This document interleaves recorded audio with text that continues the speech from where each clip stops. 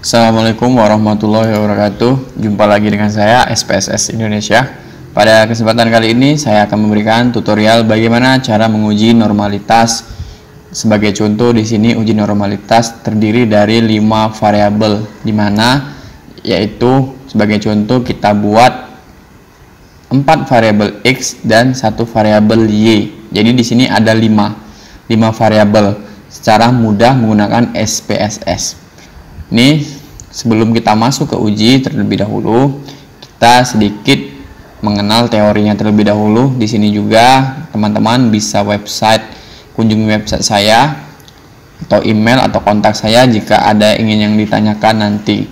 Sebagai contoh ini kita akan mencari tahu pengaruh X1, X2, X3, X4 terhadap Y. Nah, jadi sebelum kita memulainya, kita uji terlebih dahulu normalitasnya, di mana yang pertama kita akan menjelaskan apa itu uji normalitas.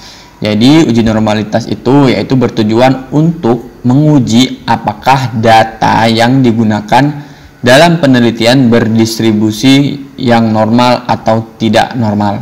Tentunya uji normalitas merupakan salah satu bagian dari uji persyaratan analisis data atau biasa disebut uji asumsi klasik. Artinya sebelum kita melakukan analisis regresi, maka data penelitian harus diuji kenormalannya. Tentunya kita juga sudah tahu data yang berdistribusi normal adalah data yang dianjurkan. Jadi kalau datanya tidak normal itu tidak bisa diuji regresi. Jadi kita harus melewati tahap uji normalitas terlebih dahulu, di mana prasyaratnya yaitu kita bisa melihat jika nilai signifikansinya lebih besar dari 0,05, maka data penelitian berdistribusi normal. Sebaliknya, jika nilai signifikansinya lebih kecil dari 0,05, maka data penelitian tidak berdistribusi normal. Jadi kita hanya melihat pada signifikansinya, kita berpatokan dari kaidah yang kita pakai ini. Langsung saja yang pertama kita buka SPSS-nya. Di sini saya menggunakan SPSS versi 23. Teman-teman juga bisa menggunakan versi yang lainnya 24, 25 maupun yang terbaru 26. Yang pertama kita buka pada variable view, kemudian di sini kita tuliskan kodenya. Di sini sebagai contoh X1, X2, X3, X4, kemudian Y. Ini. Kemudian tidak lupa desimalnya kita nolkan semua, karena kita tidak menginginkan angka di belakang koma.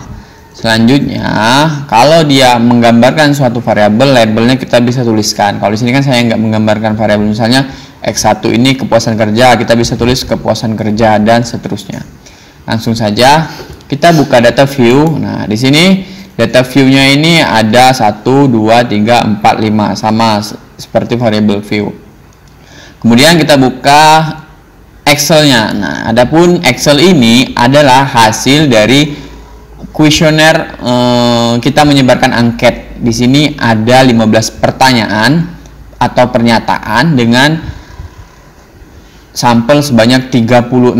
Ini sampelnya 36, pernyataannya ada 15. Di sini semuanya diwakilkan oleh 15 pernyataan.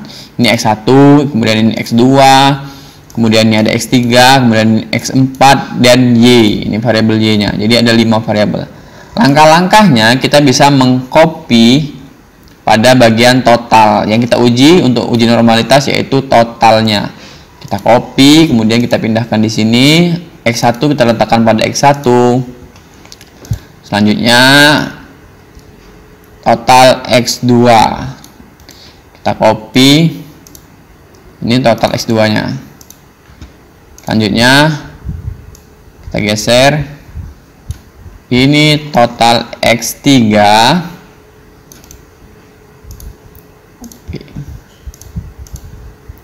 Ini total X3. Ini total X4.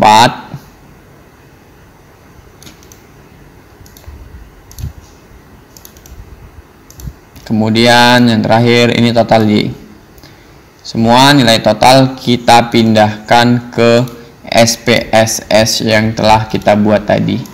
Nah, untuk langkah-langkahnya silakan teman-teman perhatikan. Yang pertama kita klik Analyze, kemudian kita klik Non-Parametric Test, kemudian kita pilih Legacy Dialog, kemudian kita pilih One Sample KS.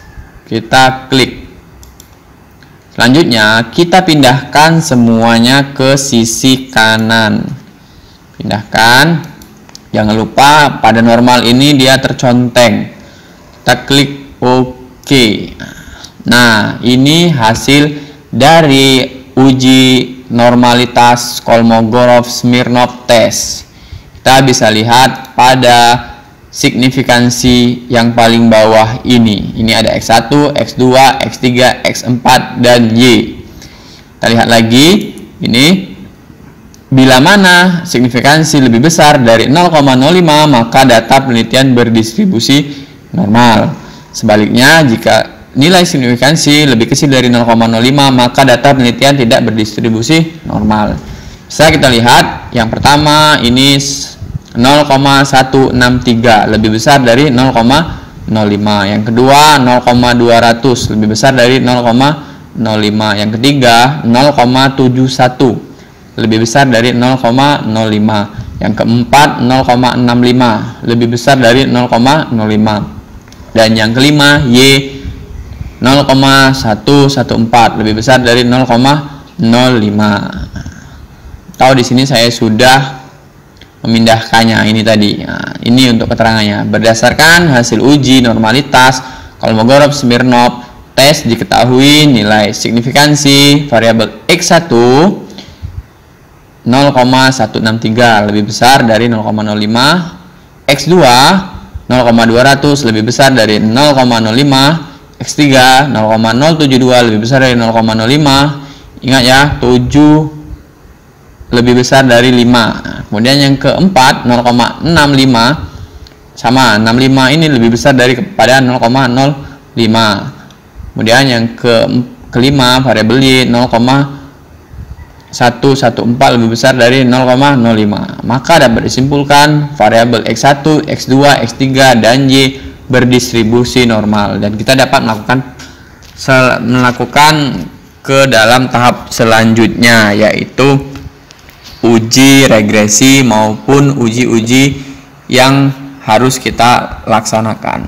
Demikianlah yang dapat saya sampaikan mengenai uji normalitas 5 variabel. Kita juga bisa menguji walaupun hanya 2 variabel, 3 variabel, 4 variabel dan seterusnya.